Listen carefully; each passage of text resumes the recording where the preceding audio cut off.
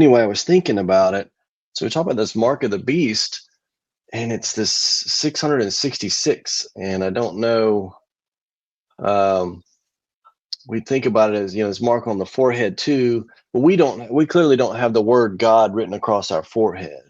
Yeah. So I don't take it literal that they're going to have a 666 across their forehead or on their hand or whatever. But it's kind of become taboo, right? The 666 is taboo. Yeah. It's almost like, the unlucky number 13. There's some hotels don't have a 13th floor. There's hotels or other most buildings don't actually. It really surprised me when I learned that there's so many people are superstitious enough to where they literally don't have a 13th floor yet. Right. So I think this 666 thing is kind of, in my mind, a similar thing, that it's a taboo.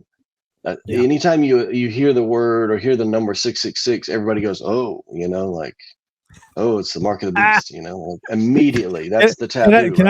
Let me share a really quick funny story. Yeah. Dude, this going right along with this, with how powerful that number is in our culture.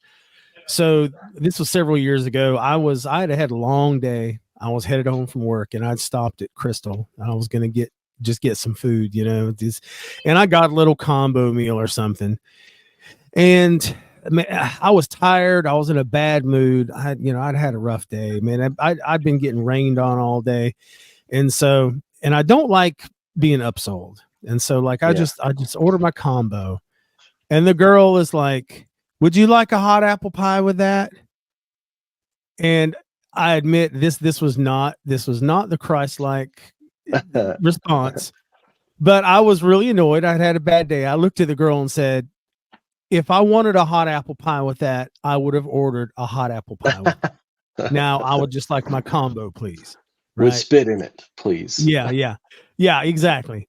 So no, here's what's funny. So she just kind of looks at me like, whatever. She rings it up, and this is no lie. She grins and she looks at me. Yeah. And she says, your total is 666. Are you sure you don't want a hot apple pie with that? Got you. Got me. Oh man, It was so good. I couldn't help but start laughing. I was like, oh gosh, yeah, you got me. That's take funny. It. I'll take the hot apple pie. You got me. That's funny. But I mean, so that's a perfect example of just how taboo it is. It's just, it permeates our culture, right? So now think of this. If that's the mark of the beast, I wondered less specifically if the mark of the beast is a taboo, or taboos in general. If you take something that is taboo and you wear it with pride, you're going beyond growing my hair out, growing my beard out, extra ear piercings, leather jackets, spiked, bracelets, or what, you know what I'm saying? Like the counterculture stuff, dyeing my hair dark or whatever. Different than just normal. Sure, right. Everybody kind of, you go through phases where you're trying to figure yourself out, and you're kind of testing boundaries with what's acceptable, not acceptable, whatever, right? But then there are, and I think increasingly so, and I think Revelation, end of times and stuff got me thinking on it, right? Is this taboo, or is a culture of taking things that are taboo and wearing them with pride? Is that part of that mark of the beast? Is that, proudly saying, I like the things that you say are evil, like you think about some of these terrorist groups and stuff, and the things that they've done even recently are just beyond the pale. Yeah. And now you have recordings, their voices, their cell phone calls, and how happy they are to have done some of the most atrocious things possible. Yeah. And you go, that's not living a life of crime out of necessity or something like that. That is embracing darkness.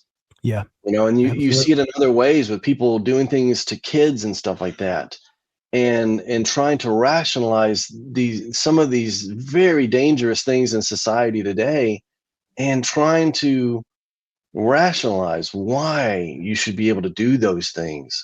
To me, that is embracing a taboo. And taboos, actually, perfect. I think this was no, I think it was G.K. Chesterton. Is that the name here? Hold on. There we go. That's a great thought, man, because, I've heard there's lots of theories about what the mark of the beast is, and I know one of the most popular now is like the microchip. Everybody's talking about, the microchip is going to be the mark of the beast because you can't buy or sell with it. But that could apply to what you're saying too, because even today, with kind of, China already has a social currency system. Correct. And if we could move toward that, it's already got to the point now where if you openly advocate for biblical truth or conservative values, then you can be quote unquote canceled, and you might not be able to buy or sell. That's my point. That's my point. Wear the mark of the beast. Wear the mark of the beast. And that's just like, even, oh my gosh, there's so many businesses and universities now that you cannot compelled speech, compelled thought. You must embrace the taboo. Yes. You must embrace the taboo, or you're not allowed to shop here. You're not allowed to work here. You're not allowed to live here if you don't embrace the taboo that we're pushing. Exactly. Wow. So that's kind of what I took on it. And so it was okay. So I was completely wrong on who said this. Tradition is a set of solutions for which we have forgotten the problems. Throw away the solution and you get the problems back. Donald Kingsbury. And so I think those taboos are the things that probably people have a hard time explaining. Why is it a taboo? And that's kind of what's going on with these arguments of, well, what's wrong with this? If both people agree to this, then what do you have to say against it? Or, well, you're forgetting the tradition. You're forgetting why taboo is a taboo. There's something to be said for tradition. I mean, okay, tradition is not always necessarily in and of itself right. Just because something's been done a certain way does not necessarily make it right. However, traditions become traditions for a reason. And even if we don't know the reason, there's good reasons behind it. And that's right. I've heard people say that, just because that's the way it's always been done is the worst reason for doing something. But I disagree. And it reminds me of a story I've told a lot when me and a couple of my best friends, we're starting a band, and one of the three of us was a guitar player who got recruited to play drums because we needed a drummer. So we already had. I was playing bass. My other buddy's playing guitar. So like, dude, he's like, man, I'm gonna play drums. I'm gonna learn. I'm gonna do it. So he went and bought a bunch of drums. And this guy, man. he talk about marching to the beat of your own drum, man. He does everything his own way. And he was like, man, I'm going to do everything totally different. And so he had his drum set up all like, he had the snare over here on the right, and he had the floor tom over, out in front, and he had all, everything completely different. He was like, man, I'm just, doing his own way. Convention. I'm just going to do it the way I want to do it. He started. How'd that work out for him? Well, it's interesting because at first he started out standing up, and he was, like doing things, and little by little, as he was playing, he would kind of adjust the drums, and he eventually took the snare and kind of moved it over in front of him a little bit to the left, and the hi-hat, it's like, it's kind of hard. Like I need to have the hi-hat over here. And then, he kind of got a stool, and then, it's easier. And little by little, his drum set evolved into a traditional drum kit. Yeah. Amazing, right? Amazing. Yes. And that story, I mean, to me, that is a perfect analogy of that. That's there's a reason, you know what I mean? It's funny because I remember the practice one day when we realized, like, dude, you've got a traditional drum kit now. And it's like, and we just laughed our heads off because, there's a reason why drum kits are set up that way. It's not because some random person one day just said, this is how all drums are going to be set up from now on. Right. It's because people figured out this is what works. That's what works. That's This right. is what works. And that's what I how mean. a lot of tradition is. People have found out over the course of generations upon generations that this is what works. That's what works. And that's what works for people. Lost. That's what works for drummers. That's what works for society. And when you fly in the face of that, you're inviting disaster. And that's why I say, and you see it today, right? It's not just that people are choosing to do something different, aberrant or different or even strange. It's like they wear it with a badge of pride. Like it's very much in your face. Like I am not with normal society. I am very much different. I'm very much embracing taboo. That's who I am. And increasingly, to your point, with digital currency and so on and so forth, and social credit scores and so on, increasingly that if you don't agree with these, policies, words, ideas that fly in the face of tradition, that embrace the taboo, then you're the one that now cannot live in society comfortably. You're the one persecuted. That's right. So that was my thoughts on that. For me, that's what I'm kind of coming to, is maybe that's Mark the Beast, is embracing a taboo, wearing a taboo with pride. And it's I see that a lot in my career. It's interesting because it's become increasingly difficult to work any kind of mental health field if you don't hold to the prevailing doctrines, and it essentially is a religion. It has its own set of unique doctrines and dogmas and things, and there is a minority who have embraced it. The American Psychological Association has started to embrace things that are very much just directly fly in the face of tradition. It embraces taboo. What most people would consider good, wholesome, normal. These things, they are very much strongly opposed to those things. And so it makes a lot of sense what you're saying. So here's my other thing. It came to me while we were talking. The other thing I wanted to bring up was Armageddon, right? Armageddon, it means hill of Megiddo, right? If I remember right. Megiddo, there's the Valley of Megiddo and the Hill of Megiddo. That's right. And the Hill of Megiddo was essentially a fort that protected this pass into the mountains, the Carmel Mountains, I think is what they're called. And so it was essentially a key thoroughfare, or a key pass, a key area. That this place was I don't know if gatekeeper is the right term, but was an important place. And so there's this discussion of a great battle in the last days that will take place at this Armageddon. But I don't know, again, if that should be literal. If we're thinking that all the countries on the earth are going to send armies and tanks and stuff like that to this place in northern Israel to go fight it out, I don't know that makes a whole lot of sense. I mean, sure, there could be a battle there, but it's not necessarily the same as it used to be. Like you'd want to hold this high ground, this important position overlooking an important trade route and this important thoroughfare for so many reasons. You've got to hold that ground, right?